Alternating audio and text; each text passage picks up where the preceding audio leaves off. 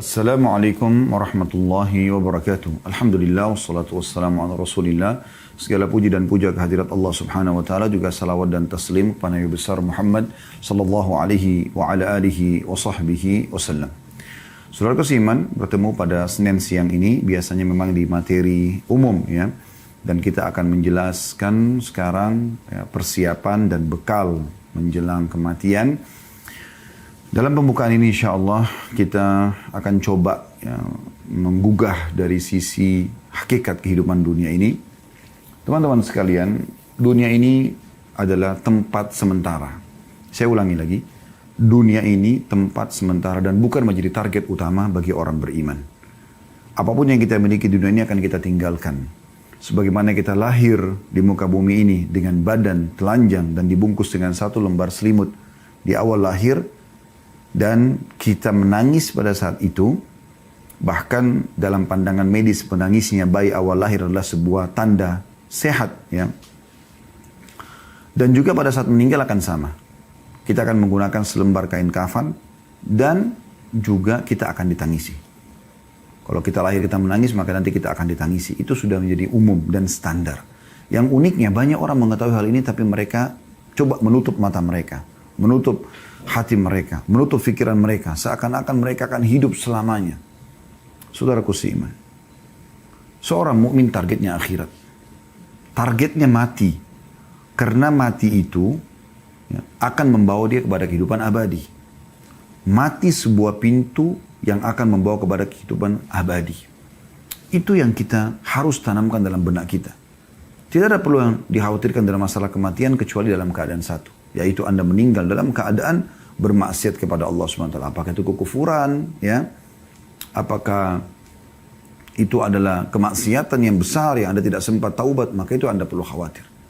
Tapi selama Anda berada di jalur keimanan, beramal saleh, patuh kepada Allah, mematuhi peraturan-peraturan Allah, menjauhi apa yang dilarang, maka tidak ada yang perlu dikhawatirkan. Justru orang mukmin rindu dengan kematian. Dan inilah yang memotivasi para sahabat ridwanullah alaihim dan orang-orang saleh sebelum kita, bagaimana mereka selalu ingin rindu mendapatkan mati syahid dengan berperang. Pada saat dikumandangkan perang, luar biasa mereka berada di saf-saf pertama. Bukan cuma orang-orang tua, anak-anak muda pun diantara mereka begitu keadaannya. Kita dengarkan kisah bagaimana Abdullah bin Abbas, Abdullah bin Umar, Abdullah bin Amr bin As, dan sahabat-sahabat Nabi yang lain yang masih kecil-kecil umurnya di perang Badr. Pada saat Nabi SAW panggil atau di perang Uhud, maka mereka berlumba-lumba ingin berada di jalur peperangan tersebut supaya mereka ikut. Karena mereka sudah tertanamkan, memang target kita bukan dunia. Semuanya akan kita tinggalkan. Ya. Para sahabat ridwanullah alaihim, mereka itu tidak pernah merasa sedih kalau ketinggalan apapun atau kehilangan apapun dari urusan dunia. Apapun itu, walaupun besar di mata orang.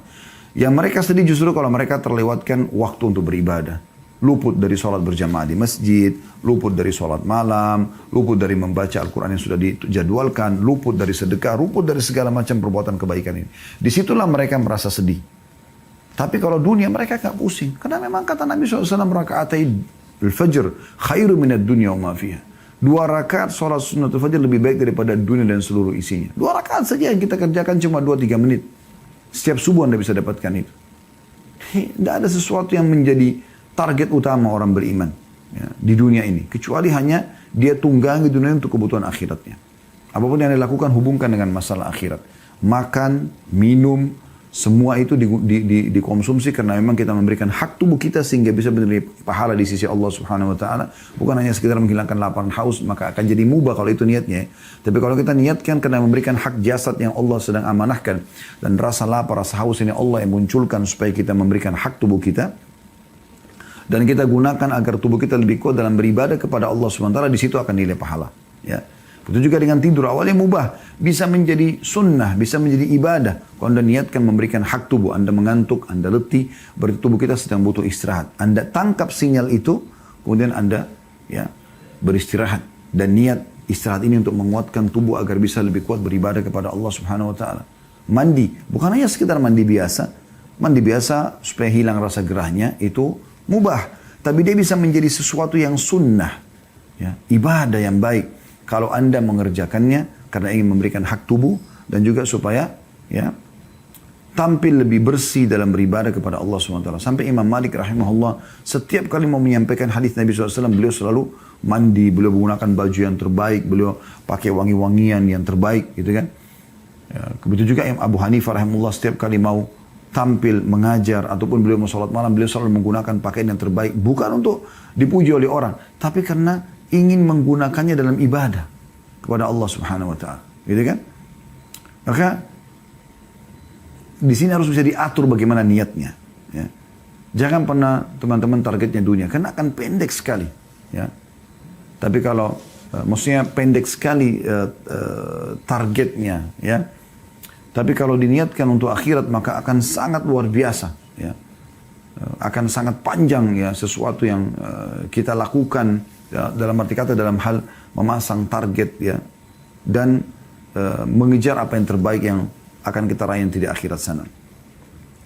Kita akan buka dengan hadis Aisyah radhiyallahu anha di mana beliau berkata bahwasanya Rasulullah sallallahu alaihi wasallam bersabda, "Man ahabba liqa Allahi ahabba Allahu liqa'ahu.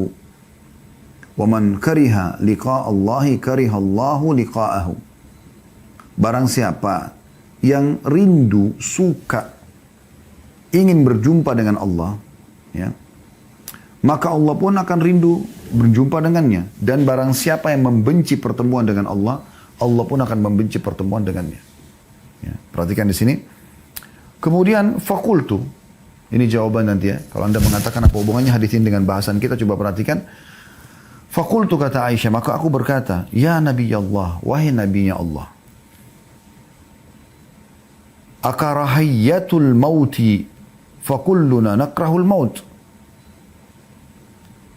فقال ليس كذلك ولكن المؤمن إذا بشر برحمة الله ورضوانه وجنته أحب لقاء الله فأحب الله لقاءه وإن الكافر إذا بشر بعذاب الله وسخطه كره لقاء الله وكره الله لقاءه. Artinya kata Aisyah radhiyallahu anha, apakah yang dimaksud benci akan kematian wahai Nabi Allah? Tentu kami semua takut dengan kematian.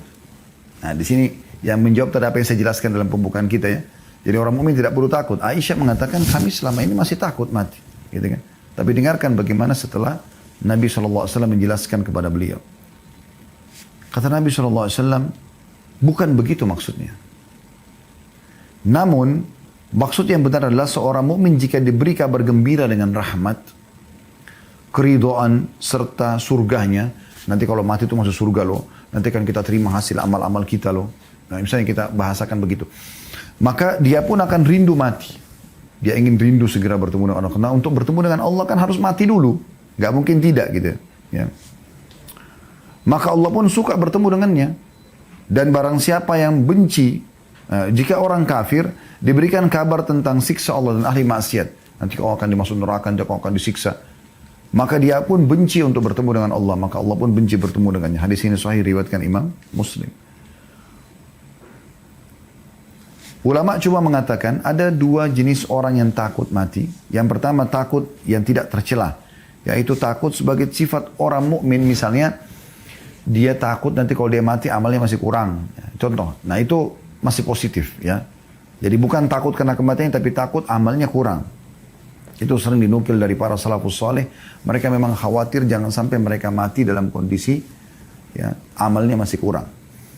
Kemudian takut yang tercela adalah takut yang menunjukkan lemahnya iman karena tidak mau berpisah dengan dunia. Maka ini sangat ya buruk. Dan ini yang membuat umat Islam menjadi lemah. Justru nilai plus kita sebagai umat yang beriman kepada Allah pada saat kita justru tidak cinta dengan dunia dan tidak takut dengan kematian. Perhatikan hadisnya, hadis yang masyhur ya. Hadis yang diriwayatkan oleh Abu Dawud dan Ahmad dan disahihkan oleh Syekh Albani. Melalui Thauban radhiyallahu anhu, qala Rasulullah sallallahu alaihi wasallam, bahwasanya Rasulullah SAW bersabda, yushiku al-umama an tada'a alaikum kama tada'a al-akalatu ila qas'atiha. Kata Nabi SAW, hampir saja para umat, maksudnya yang kafir, sesat, yang bermaksiat, mengurumuni kalian dari berbagai penjuru sebagaimana mereka berkumpul menghadapi makanan dalam piring. Jadi kalau ada makanan mau dihidangkan lalu dipanggil, ayo ayo makan yuk. Maka mereka sama-sama saling ngeroyokin satu nampan itu kan. Nabi SAW menggambarkan kita seperti nampan di makanan itu umat Islam ini. Gitu kan. Faqala qailun min killatin nahnu yawma idzin. Maka salah seorang mengatakan, ya Rasulullah, apakah pada satu kami sedikit? Kenapa para sahabat menanyakan ini teman-teman sekalian? Karena memang di zaman beliau saja, di zaman Nabi Muhammad SAW, umat Islam sedikit sekali. Kota Madinah kota yang kecil ya, dibandingkan kota-kota umat Islam sekarang ini. Dengan jumlah sedikit, kota mereka kecil, persenjataan mereka masih sederhana. Orang-orang kafir pada ketakutan dengan kaum muslimin. Ya. Merasa segan. Maka sahabat ini mengatakannya, Rasulullah, waktu kami dikeroyokin itu nanti, apakah jumlah kami sedikit? Qala bal antum yawma idzin katsir. Ketahuilah pada hari itu kalian sangat banyak. Sekarang jumlah kita miliaran umat Islam. Walakinnakum gutha'u ka gutha'is sail. Tapi pada saat itu kalian seperti buih di lautan. Ya. Buih di lautan yang tidak ada ya, atau sampah yang dibawa oleh air hujan. Jadi kayak bawa arus dan nggak ada nilainya gitu ya. Wala yanzi'anna Allahu min suduri aduwikum al-mahabata minkum. Pada saat itu Allah sudah mencabut rasa segan dari musuh-musuh kalian. Wala yaghzifanna Allahu fi qulubikum al-wahan. Dan pada saat itu disebabkan dalam hati kalian tertanam penyakit wahan. Faqala qailun ya Rasulullah wa mal wahn. Intinya di sini sebenarnya kata seseorang, ya Rasulullah, apa itu wahan yang membuat akhirnya kami lemah, kami bisa dikeroyok oleh musuh ya. Kata Nabi SAW, qala hubbud dunya wa karahiyatil maut. Ini kuncinya. Cinta dunia, takut berpisah dengan dunia, dan juga benci dengan kematian. Bisa ditangkap ya relevansi antara dalil ini dengan apa yang kami sampaikan tadi di pembukaan. Seharusnya seorang mukmin atau setiap mukminah ya, itu menjadikan target mati itu sebagai target dia. Karena dengan mati dia akan menjadi orang yang menuju kepada kehidupan abadi, bertemu dengan Tuhannya, bertemu dengan Rasulullah SAW, melihat hasil amalnya.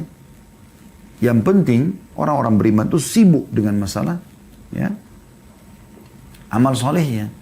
Kalau dia sudah tahu dia akan menuju ke akhirat, maka dia akan sibuk dengan amal soleh. Dia tidak akan ketinggalan sholat 5 waktu, tidak akan ketinggalan sholat-sholat sunnah. Dia terus meningkatkan kualitas dari ibadahnya, dan kuantitas bagi ibadah yang boleh ditingkatkan kuantitasnya. Contoh misalnya, kalau yang sholat 5 waktu sudah nggak boleh ditingkatkan lagi kuantitasnya. Memang sholat subuh sudah 2 rakaat, duhur, asar, isya 4 rakaat, maghrib 3 rakaat. Tidak mungkin ditambah rakaatnya, itu sudah baku.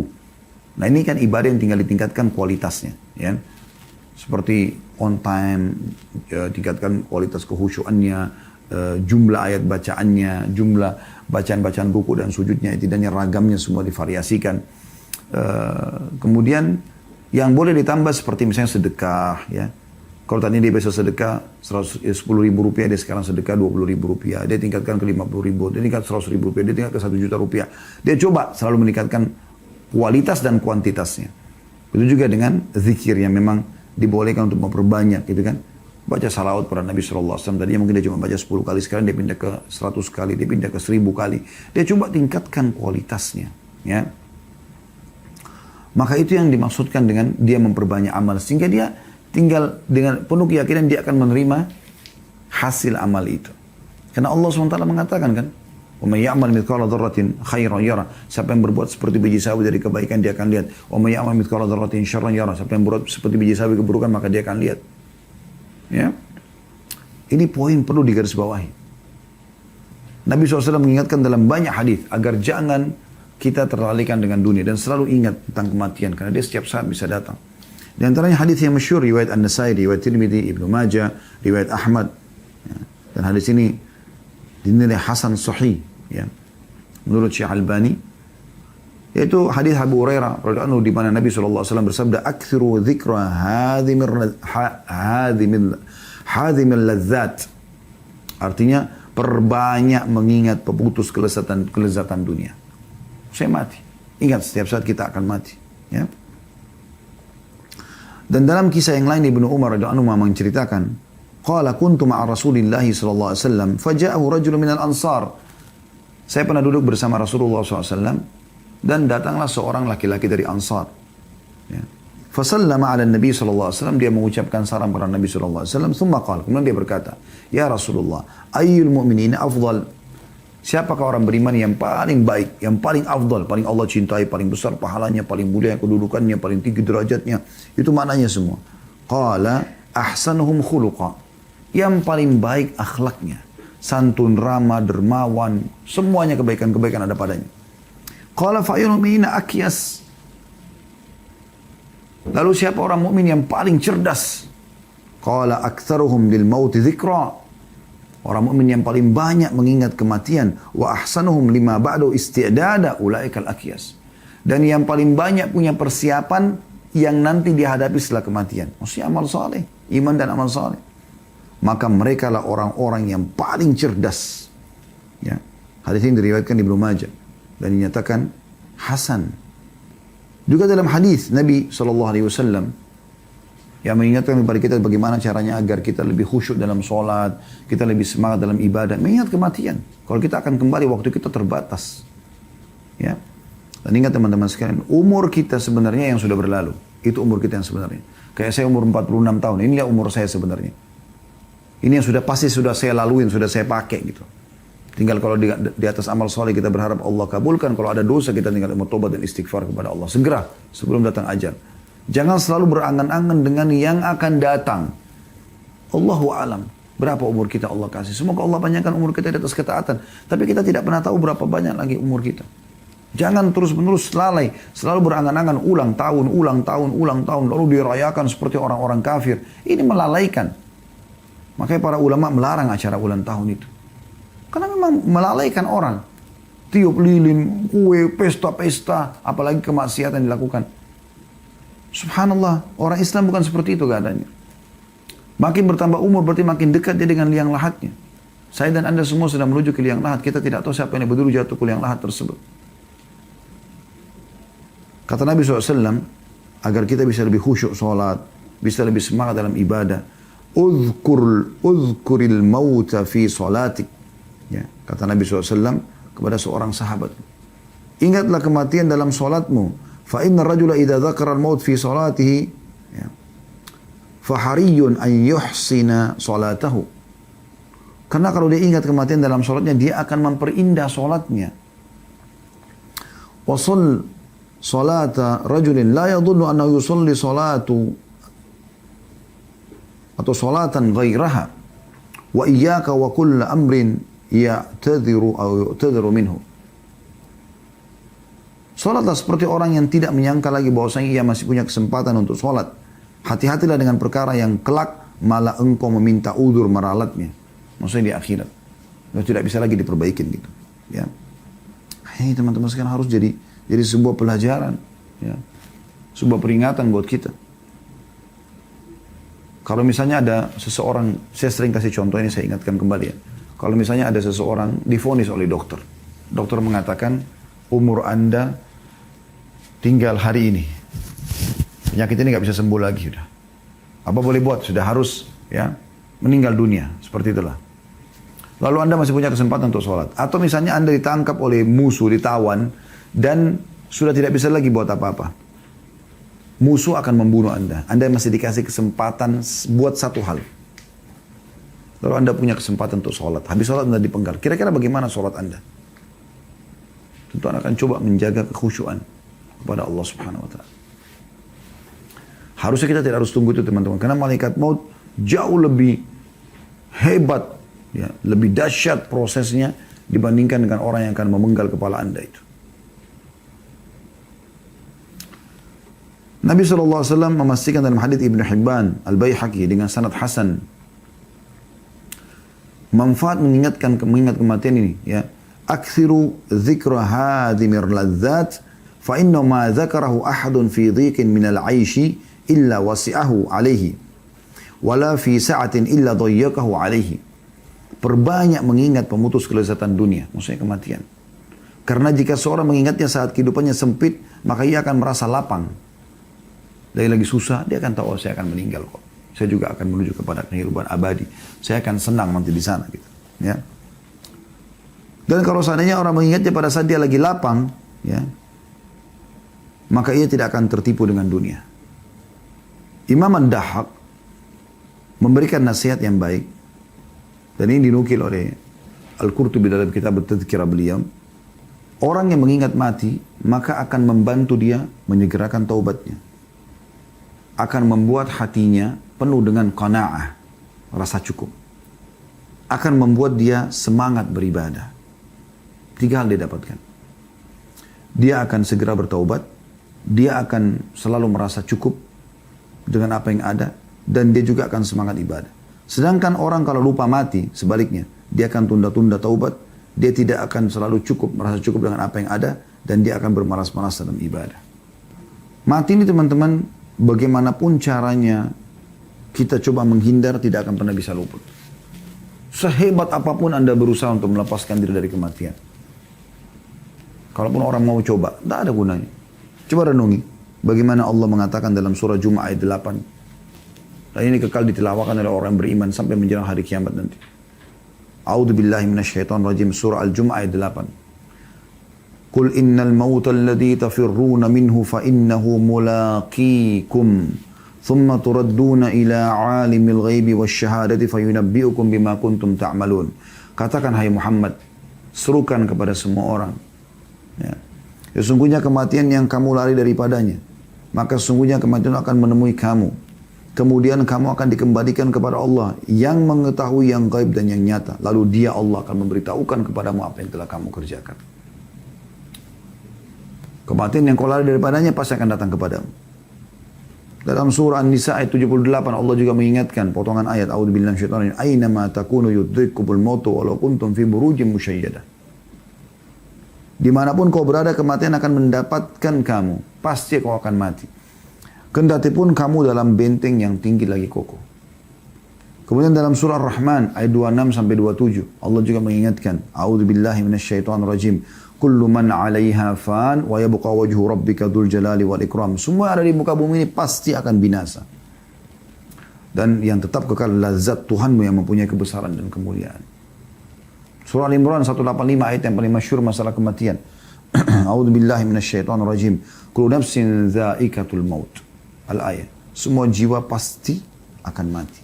Ya. Kata Ibnu Katsir rahimahullah berhubungan dengan ayat-ayat ini. Beliau mengatakan dimaksud dengan ayat-ayat di atas adalah setiap orang pasti akan merasakan kematian. Tidak ada seorang pun yang bisa selamat dari kematian, baik ia berusaha lari daripadanya ataupun tidak. Karena setiap orang sudah punya ajal yang pasti. Ya. Tidak mungkin tidak. Maka ini teman-teman sekalian harus difahami baik-baik. Oleh karena itu teman-teman, renungilah beberapa hal ini. Memang Nabi SAW ingatkan kepada kita, jangan jadikan dunia ini sebagai target.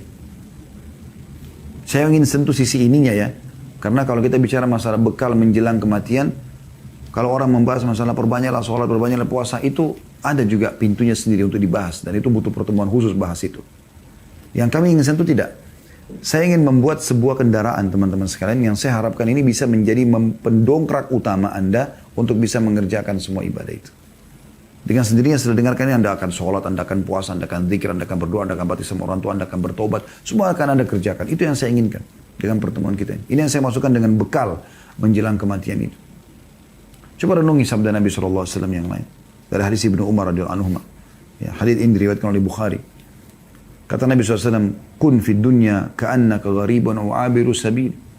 Jadikan dirimu di dunia ini, setiap muslim diajak bicara oleh Nabi SAW. Setiap orang di antara kita, laki-laki ataupun perempuan, yang muda ataupun tua.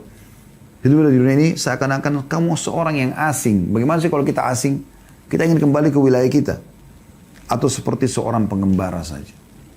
Maka Ibnu Umar berkata tentang hadis ini, idza amsayta fala tantadirus sabah. Kalau kau tiba sore hari, jangan pernah tunggu pagi. Jangan pernah mengkhayal kau masih hidup pagi. Anggap kau akan mati pada saat itu. Sehingga segera taubat dan segera memperbanyak amal soleh. Wa idza asbahta fala tantadirul masa. Kalau kau tiba di pagi hari lagi, seperti kita sekarang. Tiba di pagi sore. Jangan tunggu sore hari. Belum tentu kita hidup. Wa khudh min sihhatika limaradik.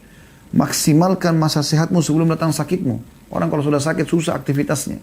Kamu sekarang sehat. Wa min hayatika limautik. Dan mumpung kau masih hidup sebelum matimu datang. Kenapa buang waktu pada hal yang tidak ada gunanya? Ibadah. Dan hanya kamu, hai saudaraku, yang bisa membuat kau beribadah sendiri. Enggak mungkin orang lain. Semua ada di tanganmu keputusan. Kau ingin masuk surga, di tanganmu keputusan. Kau ingin masuk neraka, di tanganmu keputusan. Kau ingin rajin, di tanganmu. Prestasi di tanganmu. Kau ingin malas, menjadi orang yang buruk juga di tanganmu. Kami, saya dan teman-teman dai hanya bisa teriak-teriak seperti ini, menyampaikan, keputusan tangan Anda mau berubah atau tidak? Kami tidak perlu teman-teman Anda mengatakan, oh ceramahnya bagus ya, menyentuh. Nggak perlu itu. Anda ambil manfaat atau tidak. Nggak penting itu. Semoga Allah ikhlaskan niat. Setiap dai yang ikhlas tidak akan butuh pujian itu. Tapi bagaimana yang sedang disampaikan ini sampai pada hati setiap orang yang mendengarkan. Dan mereka bisa berubah. Manfaat Anda dengarkan ceramah seperti ini kalau Anda bisa berubah menjadi orang yang lebih dekat kepada Allah SWT. Takut terhadap dosa yang berlalu. Takut dengan amal soleh yang masih sedikit. Bilal pernah menangis satu waktu. Radhiyallahu anhu, lalu ditanyakan kenapa Anda menangis. Dia mengatakan perjalanan jauh dan bekal masih sedikit. Padahal beliau sudah masuk Islam di awal-awal Islam dan menjadi muadzin Nabi SAW, jihad setelah, dan masa Nabi jihad juga setelah ya, Nabi SAW, dan sekian banyak amal soleh yang beliau kerjakan. Hasan Basri mengatakan rahimahullah dalam masalah ini, al-mu'minu fid dunya qal gharibi wa la yajza' min dhulliha wa la yunafisu fi izziha lahu sya'an walinnasi sya'an. Seorang mukmin di dunia seperti orang asing.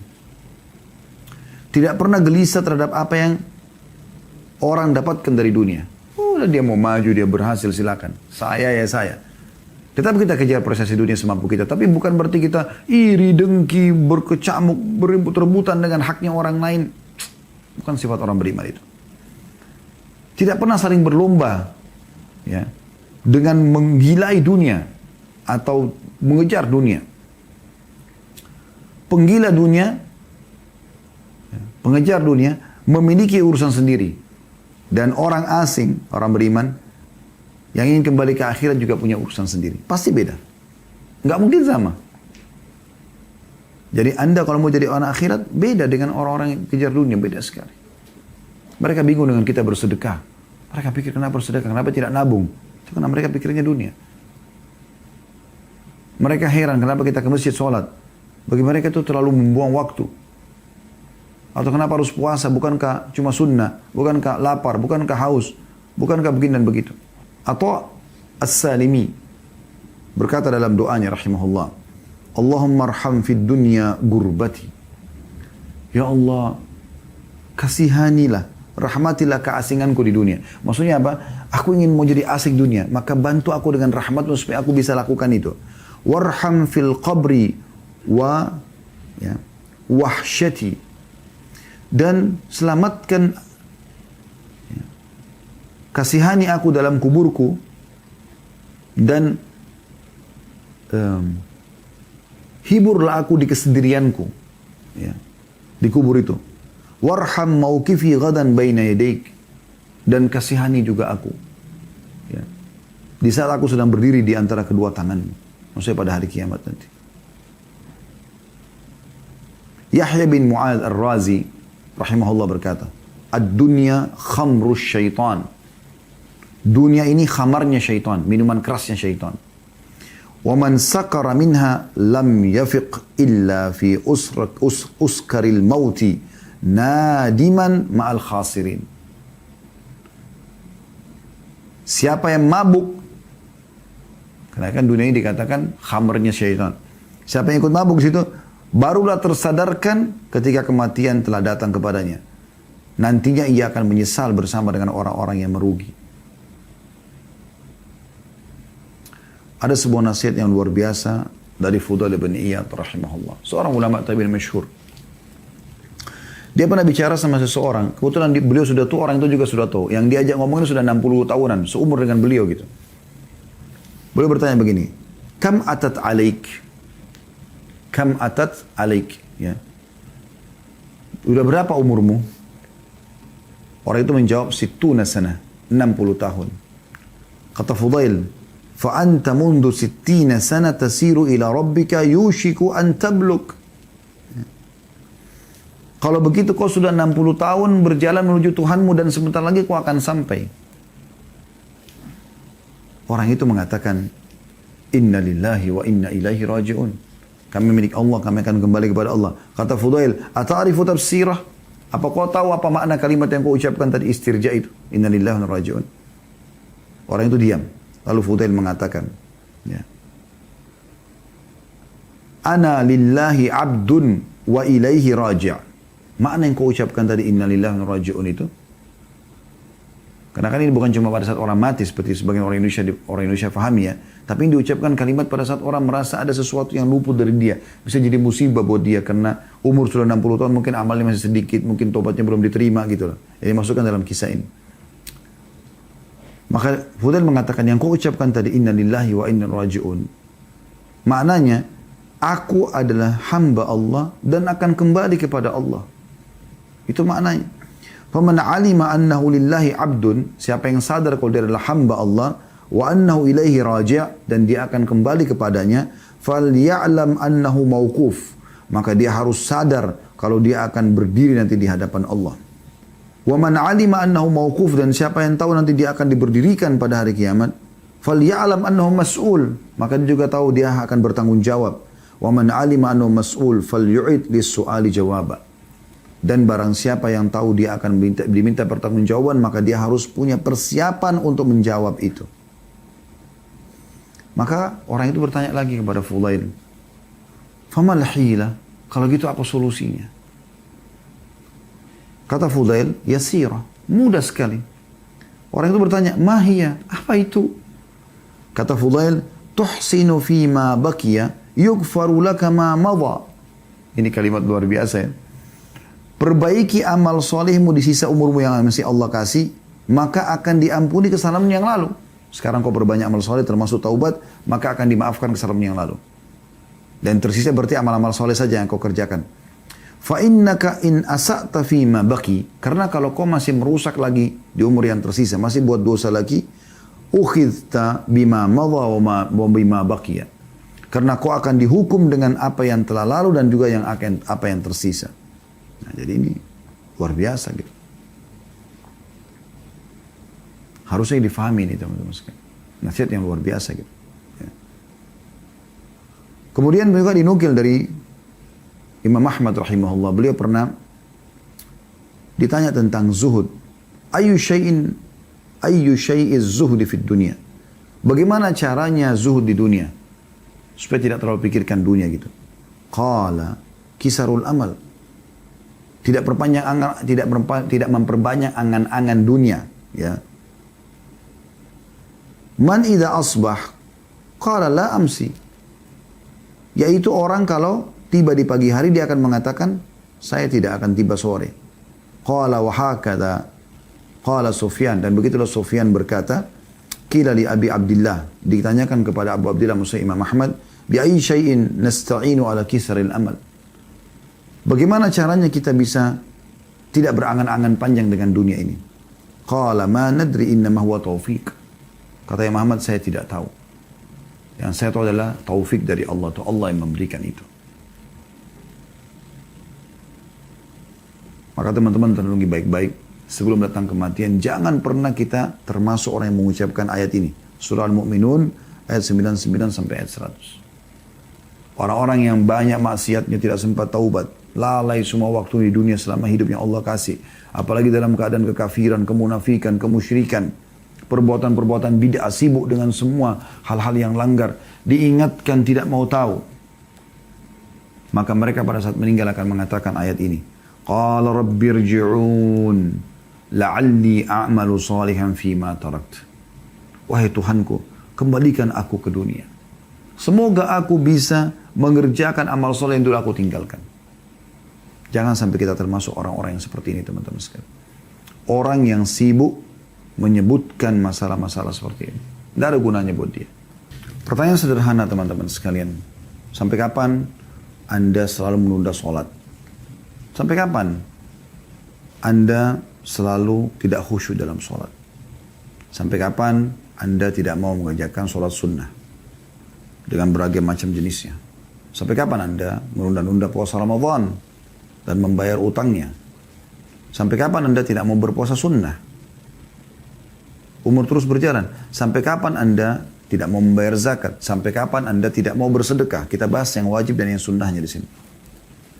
Kalau Anda sudah kerjakan wajib, Anda tinggal tingkatkan kualitasnya, setelah itu Anda lengkapkan dengan sunnah. Sampai kapan Anda mau berlalai-lalai? Sampai kapan Anda selalu menunda-nunda zikir kepada Allah SWT? Tidak membaca zikir pagi petang, ya, tidak beristighfar setiap hari 100 kali, tidak berdoa kepada Allah antara azan dan iqamah atau pada saat hujan turun. Sampai kapan Anda menunda bakti sama orang tua, yang orang tua Anda kebetulan masih hidup? Sampai kapan Anda ya tidak mengejar pahala-pahala besar dari tangan mereka? Dengan menanyakan kabarnya, dengan menelpon mereka, dengan memenuhi kebutuhan mereka. Sampai kapan? Sampai kapan Anda tidak mau silaturahim dengan kerabat-kerabat Anda? Sampai kapan? Ya. Sampai kapan Anda tidak mau belajar Al-Quran? Sampai sekarang tajwid Anda masih salah. Selalu Anda mengatakan nanti, besok, lusa. Sampai kapan? Tanya diri Anda sendiri, sampai kapan? Apa yang Anda tunggu? Tunggu kematian baru datang? Setelah mati baru menyesal? Sampai kapan? Sampai kapan Anda menunda-nunda untuk pindah dari tempat yang haram ke tempat yang halal? Bekerja. Sampai kapan? Sampai kapan Anda, wahai muslimah yang masih belum tutup aurat, untuk tutup aurat Anda? Sampai kapan Anda mau buka tutup aurat Anda? Sampai kapan? Sampai kapan Anda mau minta maaf atas kesalahan Anda yang Anda lakukan? Sampai kapan Anda akan berhenti dari transaksi ribawi, manipulasi data, berbohong? Sampai kapan? Sampai kapan semua masih Anda lakukan? Dan kira-kira kapan Anda mau berhenti menjadi orang yang lebih baik? Peraturan Allah tidak akan berubah. Allah mengatakan dalam Al-Quran, وَلَنْ تَجِدَ لِسُنَّةِ اللَّهِ تَبْدِيلًا. Tidak akan pernah berubah sistem yang sudah Allah ciptakan. Anda sudah tahu kisah, dan Anda harus tahu itu. Kisah Nabi-Nabi dan orang-orang yang menjadi pengikutnya. Tidak usah jauh-jauh, kita langsung kepada Nabi Muhammad SAW dan para sahabatnya. Lihat bagaimana Abu Bakar, Umar, Uthman, Ali, Talha, Zubair, dan kisah-kisah sahabat Nabi seluruhnya, ridwanullah alaihim, yang ikhlas, yang meninggal dalam keadaan iman.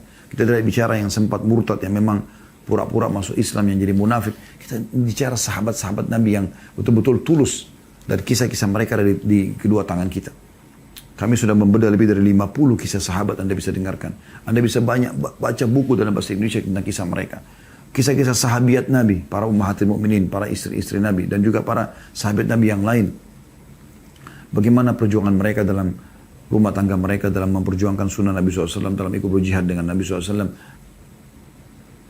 Lihat mereka. Mereka adalah orang-orang yang sudah sukses. Ya. Siapa yang mengikuti mereka, maka buah tidak akan jauh dari pohonnya. Kita akan bersama dengan mereka. Dan dalam kehidupan mereka ada orang-orang munafik. Ada Abdullah bin Ubay bin Ka'ab, Ubaidillah bin Ubay bin Ka'ab, Ubaidillah bin Ubay bin Ka'ab, ya. Ya maaf, Ubaidillah bin Abi Salul. Mohon maaf, saya ulangi. Ubaidillah bin Ubay bin Salul. Kemudian ada beberapa tokoh-tokoh munafikin, ya, di Madinah. Pura-pura Islam. Sampai kapan Anda mau seperti ini? Mau seperti ini? Akan sama. Ujungnya akan sama dengan mereka. Yang masih dalam keadaan kafir. Lihat Abu Jahal, Abu Lahab. Jaya mereka cuma sebentar di Mekah. Habis itu pada saat mereka terbunuh di perang Badar selesai. Abu Jahal terbunuh, Umayyah bin Khalaf terbunuh, Syaibah terbunuh, Al-Walid terbunuh, Uqbah terbunuh, ya. Utbah, ya, terbunuh. Bukan Uqbah tapi Utbah. Kemudian Abu Lahab terbunuh tapi di Mekah, bukan di peperangannya. Habis cerita mereka dan hanya dikenang keburukannya. Sebelumnya ada Fir'aun, ada Namrud, ya. Semua nabi-nabi dan orang beriman selamat, dan semua orang-orang yang kufur, munafik, musyrik, semua akan celaka. Itu tidak akan berubah. Anda tinggal tentukan jalan Anda. Dunia ini sudah lama berlalu, teman-teman sekalian. Bukan baru umurnya. Kita ini penduduk-penduduk terakhir dunia. Jangan Anda pikir Anda ini lahir di dunia ini baru. Enggak, ini dunia sudah tua. Sudah tua. Dalam sebuah riwayat bahkan Nabi SAW menggambarkan dunia ini seperti seorang wanita yang tua sekali. Udah tua. Kita di akhir-akhirnya. Jangan lupa tentang sejarah manusia yang sudah lalu. Sampai kapan? Ada sebuah statement dari Hamid Al-Qaisari. Beliau berkata, rahimahullah, kulluna, ya, qad aikanal maut. Kita semua sebenarnya sudah yakin tentang kematian. Terbukti depan mata kita, kita banyak lihat orang. Bahkan ada orang terdekat kita sudah mati. Saya subhanallah hari Jumat yang lalu, sholat di masjid dekat kantor. Di sebelah kami ditaruh jenazah. Dari sebelum Jumat. Saya duduk sambil melihat. Di sebelah jenazah itu ada jemaah yang sedang sholat. Subhanallah. Yang hidup dan yang mati bersebelahan. Tapi yang hidup masih bisa beraktivitas, yang mati sudah nggak bisa. Yang hidup masih bisa mengamalkan isi khutbah, yang mati sudah nggak bisa. Mungkin bisa saja dia mendengar. Tapi nggak bisa buat apa-apa. Cuma itu fakta. Yang dalam geranda itu kemarin sama dengan mereka ini bisa hidup. Semua kuburan yang kita lewatin teman-teman sekalian, yang di dalam kuburan itu sama seperti kita. Sama. Sampai kapan kita mau tutup mata? Kita juga akan seperti mereka. Pasti. Nggak mungkin tidak. Selamatkan dirimu saudaraku.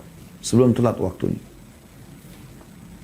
Wa ma nara lahu musta'iddan.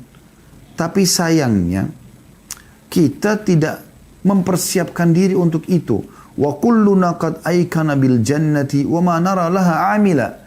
Kita sudah yakin dengan surga, tinggal kita pelajari, kita bisa tahu. Kita tahu orang beriman kalau meninggal masuk surga. Tapi kenapa masih sedikit kita beramal? Wa kulluna qad aikana bin nar wa ma nara lahu khaifa. Kita sudah tahu tentang neraka, bahkan yang belum tahu bisa belajar. Tapi kenapa sedikit sekali orang yang takut untuk masuk ke neraka? Fa'ala ma tafrahun. Lalu kenapa kalian bergembira-gembira ini? Ya. Seakan-akan lupa dengan itu. Wa ma asaitum tantadhirun. Dan apa kira-kira yang kalian tunggu? Al-maut, apakah kematian? Fahuwa awwalu waridi alaikum min amrillahi bi khairin aw bi syarr. Padahal dia perkara pertama yang datang kepada Allah, yang memutuskan kalian dari dunia ini, dia bisa jadi baik atau buruk. Kalau meninggal dalam keadaan baik, maka baik. Kalau meninggal dalam keadaan kufur, maksiat, maka buruk. Faya ikhwata, siru ila rabbikum sayran jamila. Maka wahai saudara-saudaraku, jalanlah kalian menuju Allah ya dengan sebaik mungkin. Sebaik mungkin, maksimalkan. Renungi sabda Nabi SAW dalam hadis riwayat Al-Hakim, dan ini disahihkan oleh Syekh Albani. Hadis yang masyhur. Kata Nabi SAW, "Igtanimu khamsan qabla khamsin." Maksimalkan 5 perkara sebelum 5 perkara. Nabi ingatkan. Yang pertama, syababaka qabla haramik. Masa mudamu sebelum masa tuamu. Maksimalkan mumpung masih energik, matanya masih terang. Ayo sholat ke masjid, jangan malas-malasan terus. Ayo baca Quran. Jangan sudah tua baru mau berangan-angan. Sampai itu ada salah satu kerabat kami sudah meninggal rahimahullah. Semoga Allah maafkan. Setelah umurnya 65 tahun baru dia bilang, saya mulai sekarang mau baca kisah-kisah sahabat dan saya mau menulis buku-buku itu. 65 tahun umurnya. Mana kamu dari 20 tahun, 25 tahun, 30 tahun? Mana? Umur yang belasan puluhan tahun tidak digunakan itu kenapa? Kalau Anda di sini ada yang ikuti ceramah kami ini, ternyata belum maksimal di masa dia. Jangan haramkan anak-anak. Kejar pahala di anak-anak, memasukkan mereka ke pesantren, buat mereka hafal Quran. Kejar kekuranganmu di situ. Supaya mereka kalau beramal kau akan panen pahala. Yang kedua, wasihatika qabla sakamik. Sehatmu sebelum kau sakit.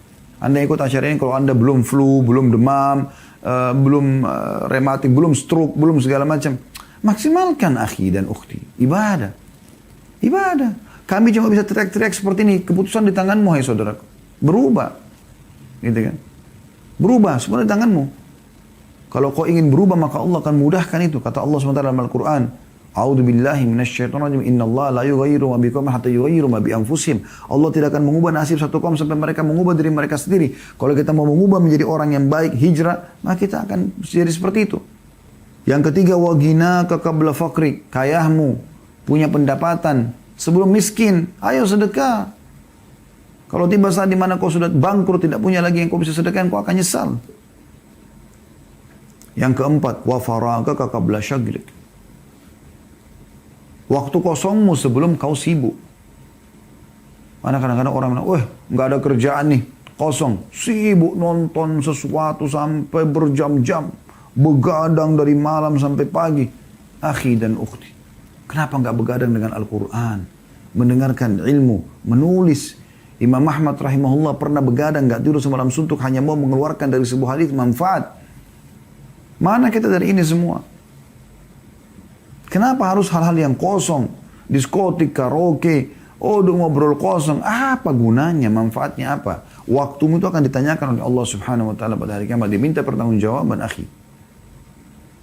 Yang terakhir, wahayatika atau wahayataka qabla mautik. Dan hidupmu sebelum matimu. Ini harus diperhatikan baik-baik. Sebelum mati menyesal nanti. Ya, menyesal. Semoga Allah SWT menjadikan kita orang-orang yang selalu ya, terdorong untuk mengejar akhirat kita dan memaksimalkan waktu ibadah kita. Waktu kita untuk ibadah kepada Allah SWT dan juga bertobat atas dosa kita yang masa lalu. Allahu a'lam.